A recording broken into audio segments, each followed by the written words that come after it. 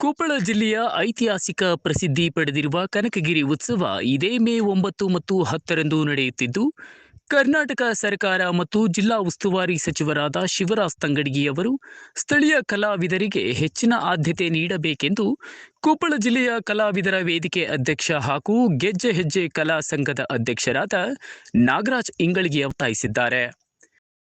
ಮೇ 9 ಮತ್ತು 10ರಂದು ಕನಕಗಿರಿ ಉತ್ಸವ ಆಚರಿಸಲು ನಿರ್ಧರಿಸಿರ್ತಕ್ಕಂಥ ಕರ್ನಾಟಕ ಘನ ಸರ್ಕಾರ ಮತ್ತು ಕೊಪ್ಪಳ ಜಿಲ್ಲಾ ಉಸ್ತುವಾರಿ ಸಚಿವ ಶಿವರಾಜ್ ತಂಗಡಗಿ ಅವರಿಗೂ ನಾನು ಹೃದಯ ತುಂಬಿದ ಅಭಿನಂದನೆಗಳನ್ನು ಸಲ್ಲಿಸುತ್ತೇನೆ.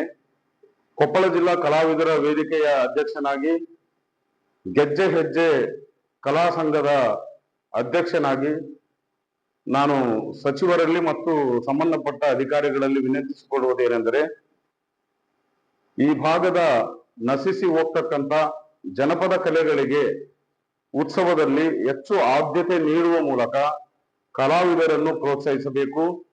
ಬಯಲಾಟ, ಡಪ್ಪಿನಾಟ, ನಾಟಕ, ಜನಪದ ಹಾಡುಗಳು, ಕುಟ್ಟೋಪದ, ಬೀಸೋಪದ, ಹಂತಿಪದ ಇವುಗಳಿಗೆ ಸಾಂಕೇತಿಕವಾಗಿ ಆದರೂ ಕಲಾವಿದರನ್ನು ಗುರುತಿಸಿ ಅವರಿಗೆ ಅವಕಾಶ ನೀಡುವ ಮೂಲಕ ಈ ಭಾಗದ ಹಾಡುಗಳಿಗೆ ಮತ್ತು ಈ ಭಾಗದ ಕಲೆಗಳಿಗೆ ಜೀವಂತಿಕೆ ನೀಡಬೇಕಂತ ನಾನು ಈ ಮೂಲಕ ಒತ್ತಾಯಿಸುತ್ತೇನೆ.